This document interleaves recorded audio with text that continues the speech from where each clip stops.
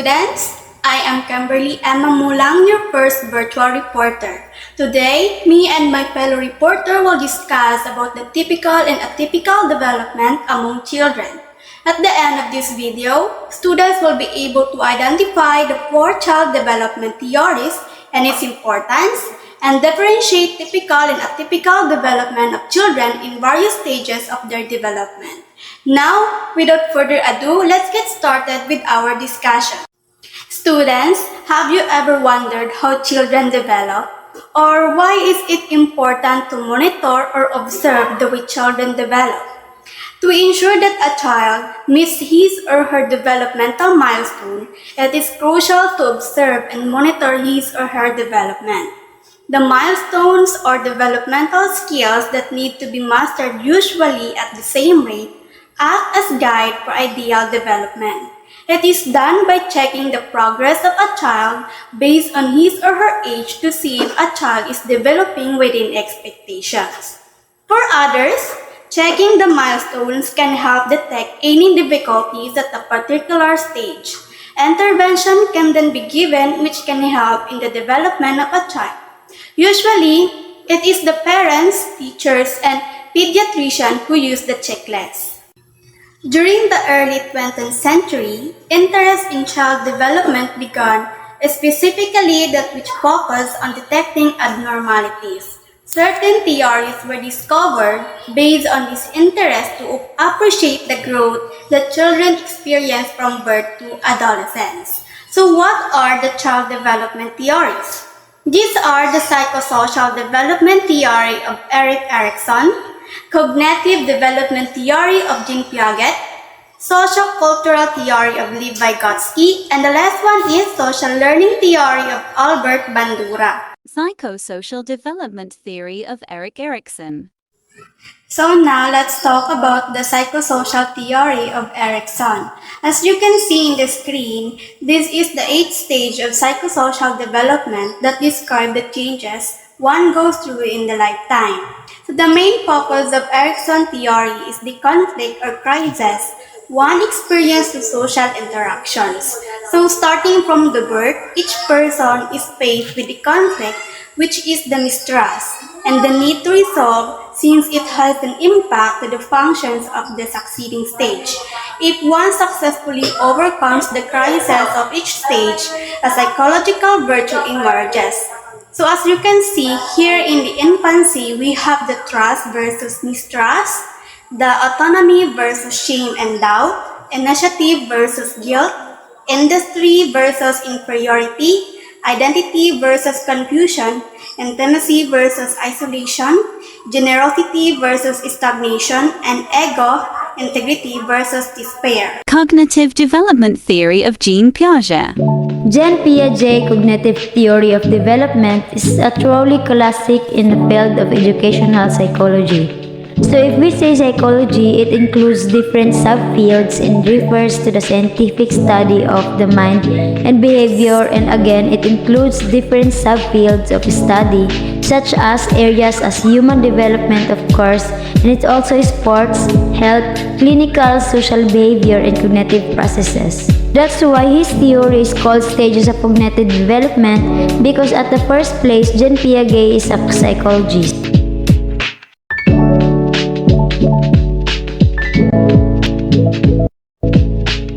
First of all, Jean Piaget was a Swiss developmental psychologist who studied children in the early 20th century. His theory of intellectual or cognitive development, published in 1936, is still used today in some branches of education in psychology. It focuses on children from birth through adolescence and characterizes different stages of development including language, morals, memory, and reasoning. As well known, Piaget placed great importance on the education of children. As the director of the International Bureau of Education, he declared in 1934 that only education is capable of saving our societies from possible collapse, whether violent or gradual. His theory of child development is studied in pre-service education programs, and it is interesting to note that educators continue to incorporate constructivist-based strategies. Piaget's four stages of cognitive development are age-specific and marked by important characteristics of thought processes. They also include goals children should achieve as they move through a given stage. Hence, Piaget's theory of cognitive development suggests that children move through four different stages of intellectual development, which reflect the increasing sophistication of children's thought.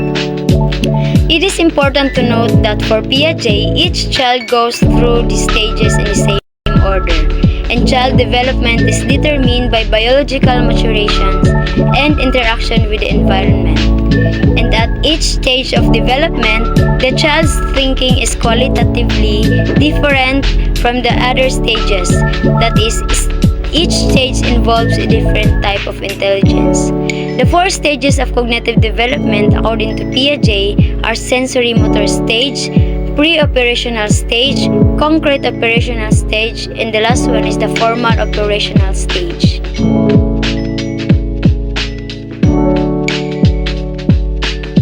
Although no stage can be missed out, Piaget says that there are individual differences in the rate at which children progress through stages, and some individuals may never attain the later stages.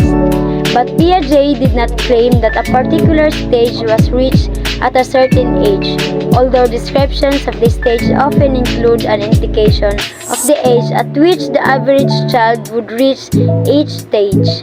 Let me now briefly discuss each stage.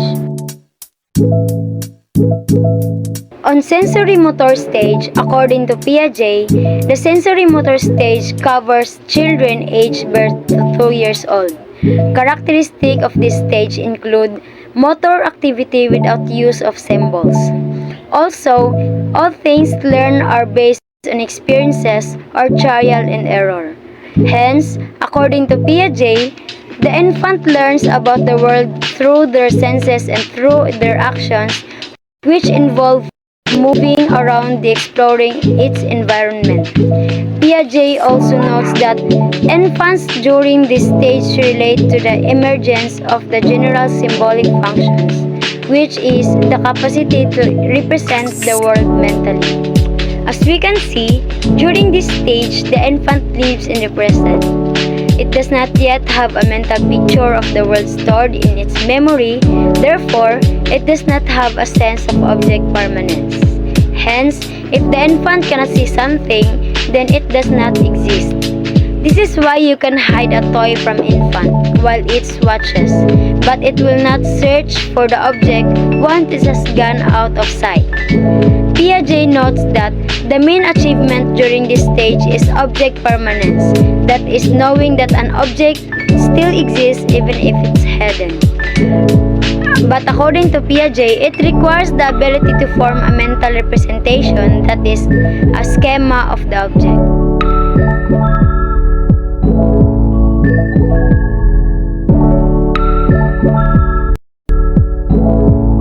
Towards the end of this stage, Piaget says, the general symbolic function begins to appear where children show their play that they can use one object to stand for another.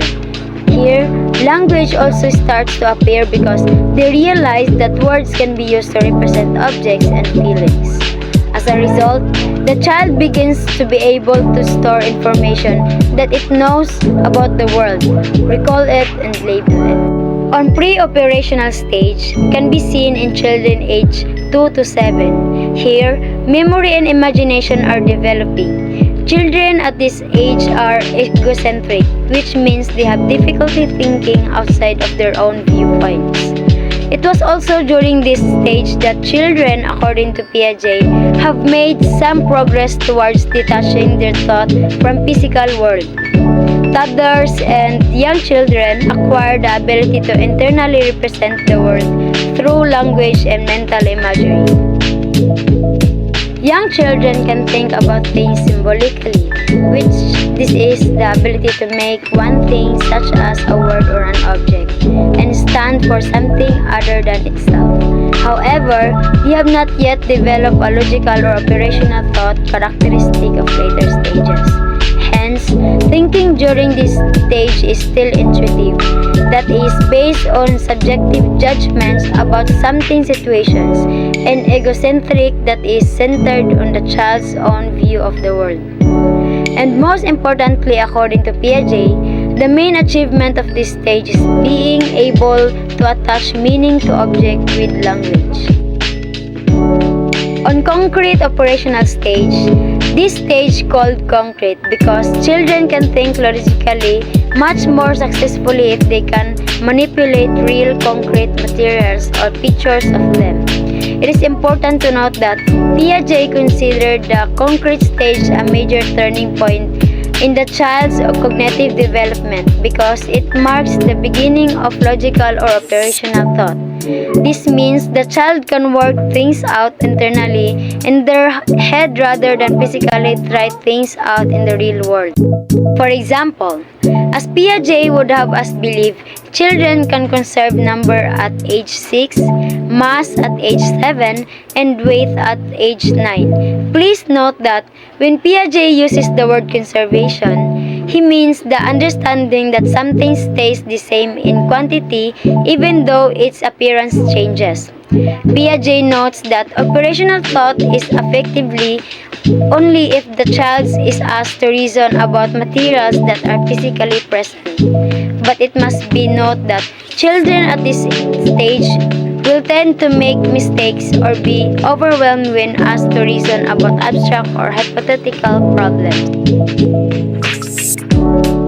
Formal operational stage, according to Piaget, from about 12 years, children can follow the form of logical argument without reference to its content. In other words, they can follow the form of an argument without having to think in terms of specific examples. And if concrete operations are carried out on things, formal operations, on the other hand, are carried out on ideas. Hence, as we can see, during this time, people develop the ability to think about abstract concepts and logically test hypotheses. It is interesting to note that Piaget believed that people of all ages develop intellectually, but he also believed that once a person reaches the formal operational stage, it's more about building upon knowledge, not changing how it's acquired or understood. Lastly, it's also important to note that for Piaget, the formal operational stage sees the emergence of scientific thinking, formulating abstract theories and hypotheses when faced with a problem. Cognitive stage of development. So I am Gemini Magwanpayali to report about the cognitive stage of development. So what is cognitive stage of development? Cognitive development means how children think, explore, and figure things out. It is the development of knowledge, skills, problem solving, and disposition that help children think about and understanding the world around them.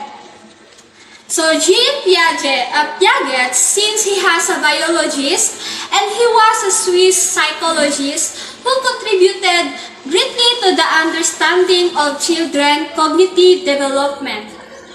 And he was naturalistic observation of play and conversation between children, including his own interviewing children.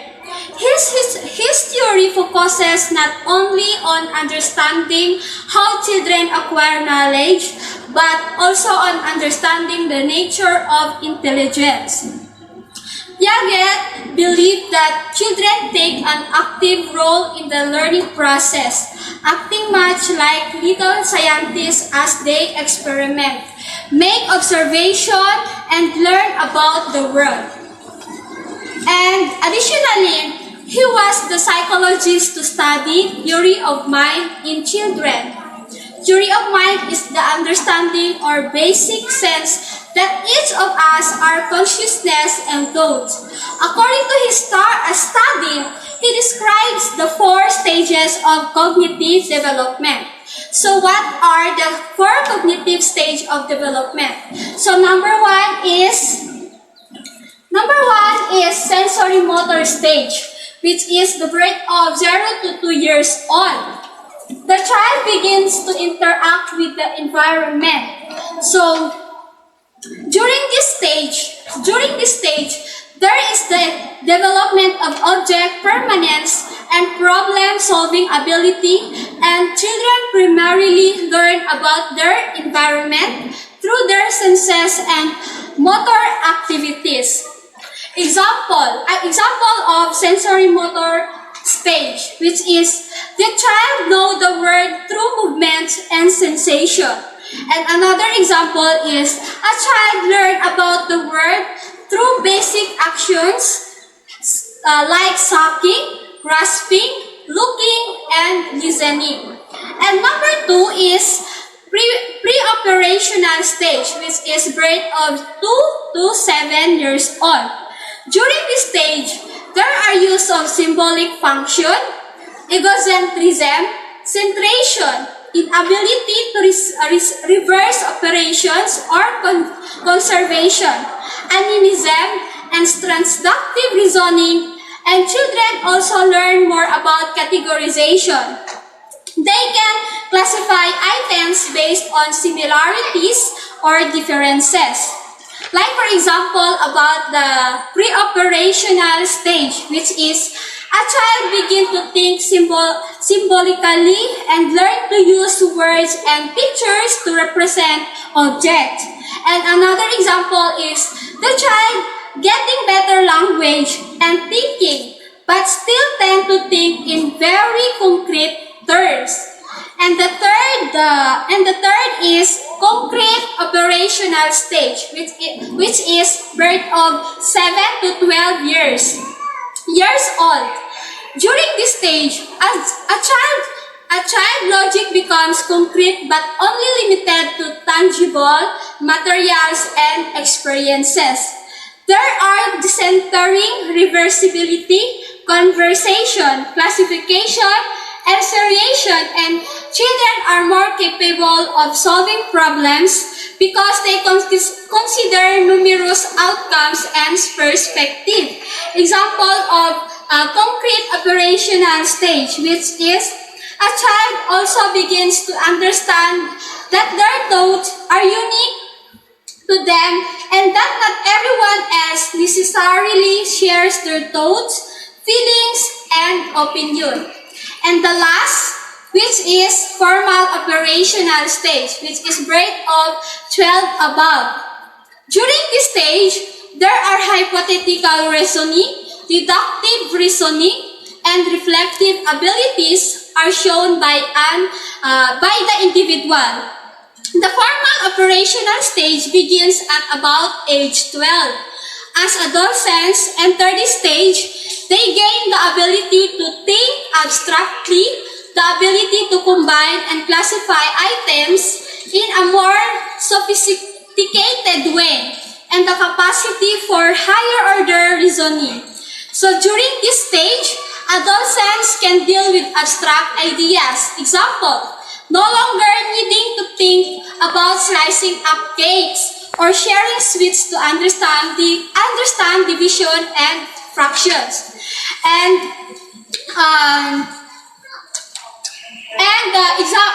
another example is in formal operational stage, which is the ability to systematically plan for the future of the children. That's all. Thank you. Socio-cultural theory of Lev Vygotsky.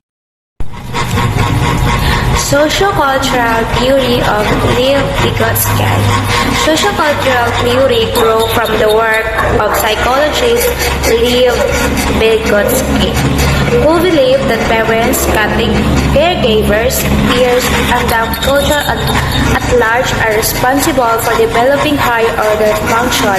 According to Vygotsky, learning has its basis in interacting with other people. Once this has occurred, the information is then integrated on the individual level. Vygotsky contended that children are born with basic biological constraints on their minds. Its culture, however, provides tools of intellectual adaptation. These tools allow children to use their abilities in a way that is adapted to the culture in which they live. So, Lev Vygotsky was a Russian psychologist, the founder of an original holistic theory of human cultural and biosocial development, commonly referred to as cultural historical psychology, and a leader of Vygotsky circle. The theory of Lev Vygotsky is that cognitive development occurs as a result of social interaction. In this way, learning is initially collaborative. He believed social negotiation was essential for building knowledge and understanding concepts.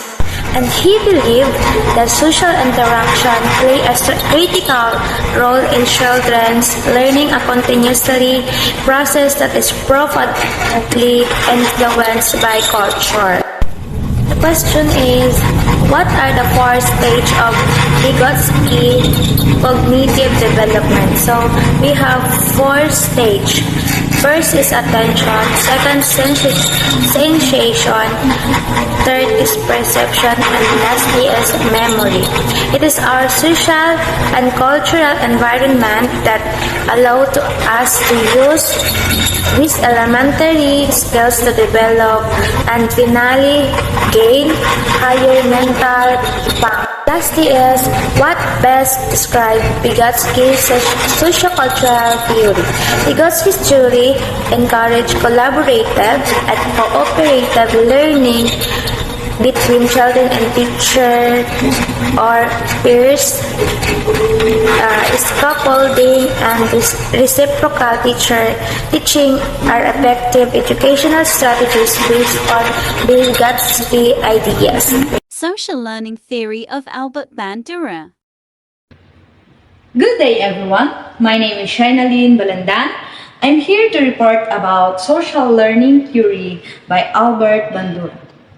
What is social learning theory?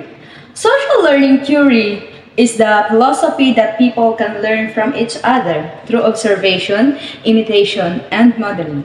There are four types of social learning theory. Number one is attention. Attention. Children can't learn if they aren't focused on the task.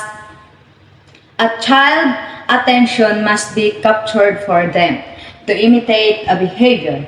That ability to pay attention depends largely on the accessibility of the behavior that being observed, the complicity of the behavior, its perceived value. Number two is retention. Retention, people can learn by internalizing information.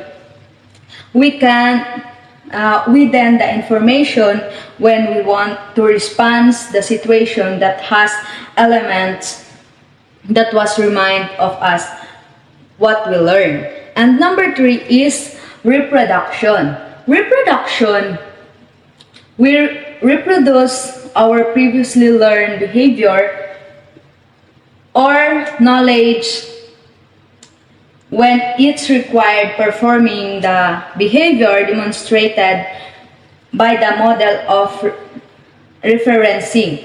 This is our reaction can improve the way we respond. When the behavior is repeated, Under varying social contexts, a student can consider and feedback and adjust or alter the way this behavior are performed in future interaction. Number 4 is motivation.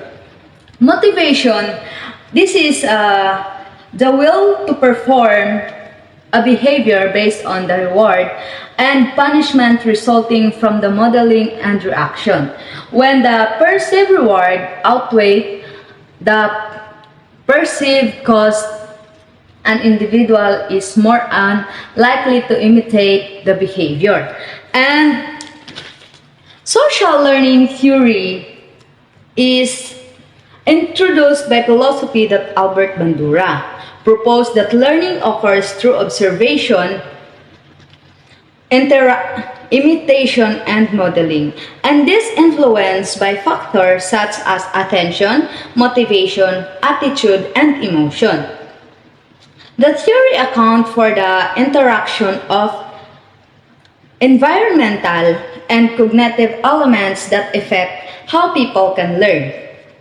The theory suggests that learning occurs because people observe the consequences of other people's behavior. Bandura's theory moves beyond behavioral theories, which suggest that all behavior are learned through conditioning. Theories, when considered psychological influences such as attention and memory. According to Bandura, people observe behavior either directly through social interaction with others or indirectly by observing behavior through media. Actions that are rewarded or made more likely to be imitated, while those are the punished or avoided. Okay, attention. In our order to learn, you need to paying attention that distract your attention is going to have a negative effect or observation learning. Retention is the ability to store information, is also an important part of the learning process. This is part of the learning process. Retention can be affected by a number of the factors, but the ability to pull in information later and act on its observation learning. And other example of reproduction, once you have paid attention, the model, and retain the information, it is time to perform the behavior you observe. And the last example of motivation is finally, in order to observe learning to be successful, you have to be matured to imitate the behavior that has been modeled. Reinforcement and punishment play on information root in motivation. That's all. Thank you and good morning, everyone. Typical and atypical development. Hello everyone, my name is Marcel Bimachas and I'm the reporter of Typical and Atypical Development. Typical development means in children gives a genetic picture of progress compared to same age peers. And typical means what you expect. However, atypical development means appears when a child either lags behind or jump ahead of typical peer progress in any regard: physical, cognitive, social, or in adaptive life skills. Domains of development. So, good day, ma'am. Good day, my fellow classmates. So, before anything else, let me introduce myself first. So, I am Jumer Dufan Delgado, and I'll be going to discuss about the domains of development. So, first is, what is domains of development? So, human development is comprised of 4 major domains cognitive development, social emotional development, language development, and physical development. So when we relate it into human development, the word domain refers to the specific aspects of growth and change. In other words, the domains of development talks about how we human transform and develop ourselves through our physical and cognitive development. So next. So there are four main domains of development, such as physical development, cognitive and social, emotional, and communication development. So let's dive deeper into it. So this is the four domains of development: the cognitive, social, language, and physical. So number one is cognitive development. So cognitive development in children involves all of the process of how children think, understand, and navigate the world around them. So when we talk about cognitive development, it is how the children understand, how they think, especially in reading. So this development can help children to be more knowledgeable enough, especially in reading, and especially as a future educator, it can help the student to be learn more about their capability and enhance their critical thinking. So number two is the social emotional development. So a child's social and emotional development, children understand who they are, what they are feeling, and how interact with others. So this development aim to enhance the confidence of the children and teach them through this development. It can help the child to be more socializing, especially in their community. So next is the language development. So language development is the process through which children acquire the ability to process speech and communicate. So this development aim the children to acquire the ability to speak specific language, and it can help them to be more knowledgeable in different languages. So next is the physical development. This is the last one. So across the 5 stages of child development, the body develops in both gross and fine motor. So this development talk about how the child how they move in the world, how they carry their lives, how they balance their physical health. So it can help the student to be more flexible in their of what they doing. So, and that's all. So I hope you understand our topic for today. So thank you so much. Stages in child development. My topic is all about stages in child development. Children change rapidly as they grow. Many of these changes are physical, other changes are cognitive, which means the changes affect the way children think and learn. Child development often occurs in stages, with the majority of children hitting specific developmental landmarks by the time they reach a certain age. So the first is infant, ages to 2 years old. The first stage in the sensory motor stage, and during this stage, the infant focuses on physical sensations and on learning to coordinate their body. So domains about physical. So ang sa physical, ang nagagawa nila is marunong na silang mag-crawl, mag-walk, and nakakatakbo na rin sila pa unti-unti. At saka mag-roll over. So yun nagagawa nila sa physical. Ang hindi naman nila nagagawa sa physical is hindi sila nakakaupo na walang support, cannot sit without the support, and does not put weight on legs. Sa socio-emotional is, ang nagagawa nila is smile at people. So, marunong na sila mag-smile at mag-response. Likes to play. Gusto na rin na magpaglaro. Shy or afraid of strangers. Siyempre, lagi nakakasama nila yung mama at papa lang. So, pag may bago sa kanilang mata na pag may nakikita sila na tao na hindi nila pag-ano kilala, so nahihiya pa sila. And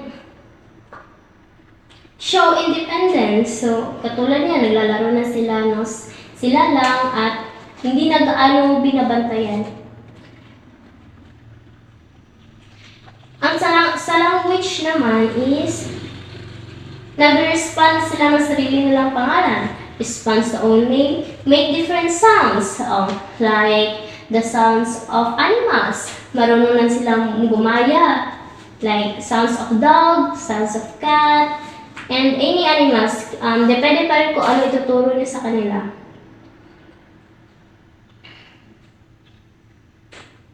Tapos, tries to see words. So nakakapagsalita na sila kahit papaano, katulad ng mama, papa, at mga words na madali lang sabihin at madali lang nilang matutunan.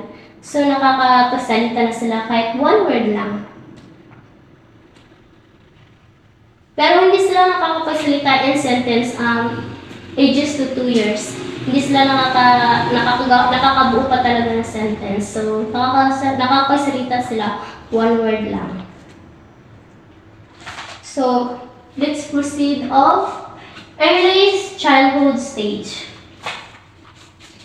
It's a period of rapid and critical development 3 to 8 years old.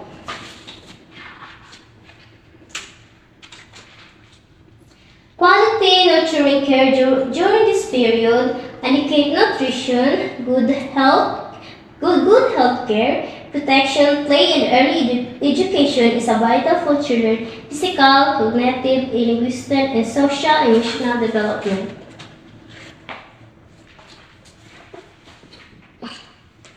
So domains, physical, so runs well. At the age of 8 years old, nakakatakbo na sila ng ayos na hindi nadayapa at hindi mo na talaga kailangan bantayan. Nakakatakbo na sila ng mabilis. Climb easily. Parang na silang umakyat. Magaling na sila doon. Can use toilet on her own. So, marunong na silang mag-CR.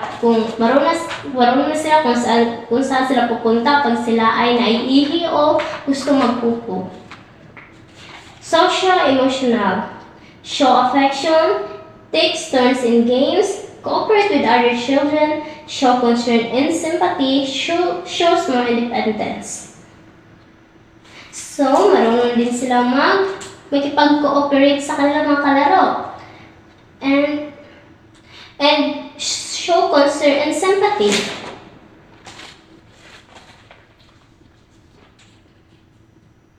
And takes turns in games. So, marunong na sila maglaro sa cellphone, mga games sa cellphone na sila lang. Sa language is speaks clearly. So, nakakapagsalita na sila ng maayos at nakakabuo ng sentence. Siyempre, 8 years old na. So madaldal na yan. Marami na silang mga sinasabi, marami na silang kwento about sa kanilang araw.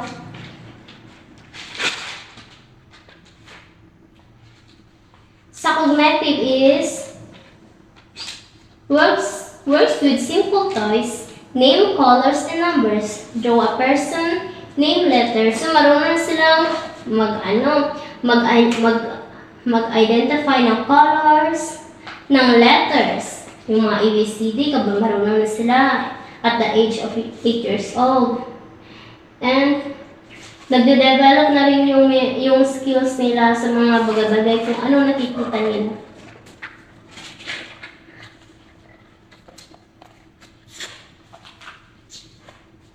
So, middle childhood. Middle childhood naman tayo. Between 9 to 11 years old, problem-solving skills and thinking skill develop a lot of this age. Kids may also start to pay more attention to decision making and to organizing ideas, time, and things. Middle schoolers often start to understand concepts like power and influence.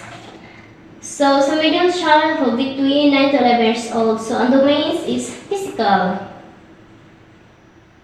So, become clumsy, or madali na silang madapa.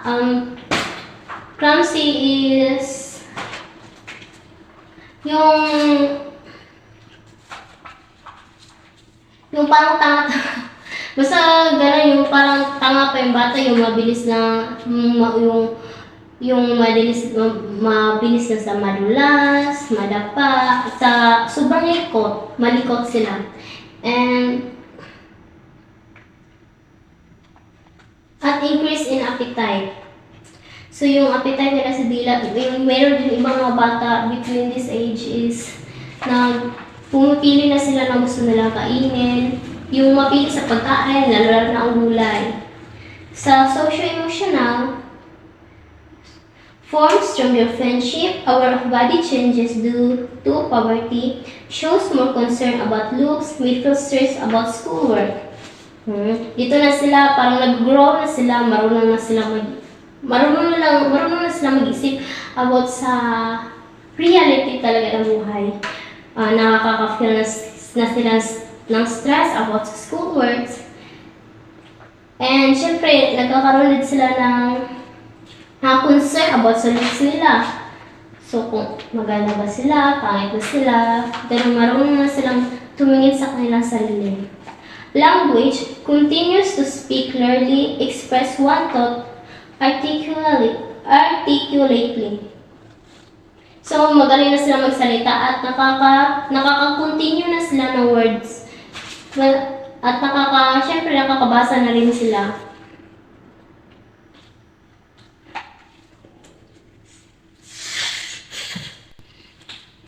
So, next is adolescence. 12 to 18 years old is the period of transitions between childhood and adulthood. Children entering adolescence are going through many changes in their bodies and brains. These include physical, intellectual, psychological, and social challenges as well as development of their own moral compass. The changes are rapid and often take place at different rates. It can be an exciting yet challenging time in life of a teenager. Adolescence is the time your child becomes more independent and begins to explore their identity. So that's all for the Chapter 5 virtual discussion. So now let's proceed to your performance activity. Answer the following question in the one-whole sheet of yellow pad paper. Number 1 question is, what are the child development theory and discuss each? Number 2, what are the various child development theories in relation to the different milestones of each stage? And number 3, enumerate and discuss the various domains of development. Thank you.